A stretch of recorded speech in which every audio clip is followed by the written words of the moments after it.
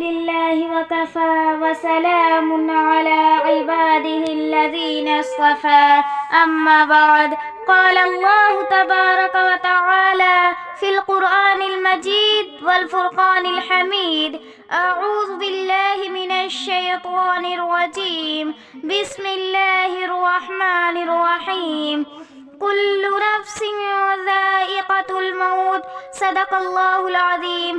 محترم بزرگوں اور میری ماؤں اور بہنوں، السلام علیکم ورحمۃ اللہ وبرکاتہ۔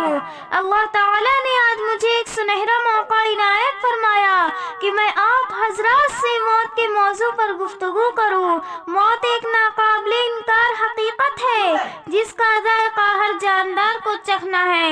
اختلاف و انتشار کی دنیا ہے، مثل مشہور ہے، جتنے منہ اتنی بات۔ اس اختلاف کی دنیا نے اللہ رب العزت کے ذات حق پر بھی اختلاف کیا جو کہ وحدہ لا شریک ہے، مگر دنیا کا کوئی ایسا طبقہ، کوئی ایسی گروہ و جماعت اور نہ ہی کوئی ایسا دھرم و مذہب ہے جو موت کا انکار کرتا ہو۔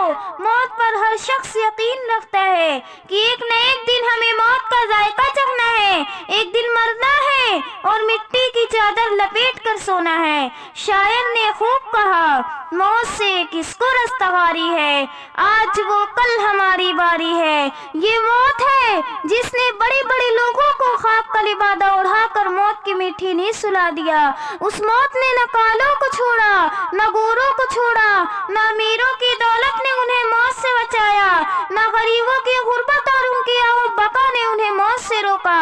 موت نے بادشاہوں، وزیروں، یہاں تک کہ انبیاء و رسول کو بھی موت کی آغوش میں سلا دیا۔ نبی کریم صلی اللہ علیہ وسلم نے ایک حدیث شریف میں فرمایا، قبروں کی زیارت کرو کیونکہ یہ تمہیں موت کی یاد دلاتی ہے۔ آج انسان اتنی بڑی حقیقت کو جانتے اور مانتے ہوئے بھی بھول بیٹھا ہے جس کا ہونا یقینی اور طے شدہ بات ہے۔ موت ایک پل کی حیثیت رکھتی ہے جو ہماری منزل کے درمیان حائل ہے۔ دنیاوی زندگی کو اللہ نے ہمارے امتحان کے لیے بنایا ہے۔ اب اس زندگی میں جب ہم نیک اعمال کریں گے، گناہوں سے بچیں گے، حقوق اللہ اور حقوق العباد میں کمی نہیں کریں گے تو ہمارا ٹھکانہ جنت ہوگا، اور اگر ہم نے اس کے برعکس کیا، یعنی نہ اللہ کے احکامات اور رسول صلی اللہ علیہ وسلم کی اتباع کی اور پوری زندگی گناہوں میں بسر کی تو ہمارا ٹھکانہ جہنم ہوگا۔ ہمیں آخرت کی ہمیشہ ہمیش کی زندگی کے لیے موت کو یاد رکھنا چاہیے تاکہ ہمارے دلوں میں خوف خدا پیدا ہو۔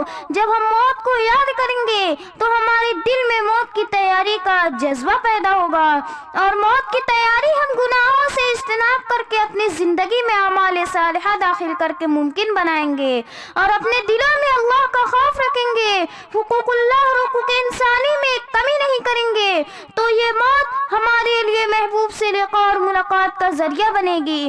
اللہ تعالی ہمیں موت کی سختی سے محفوظ رکھے اور ہم سب کو آخرت کی زندگی میں بہترین ٹھکانہ عطا فرمائے، آمین ثم آمین۔ وآخر دعوانا الحمد للہ رب العالمین، آمین۔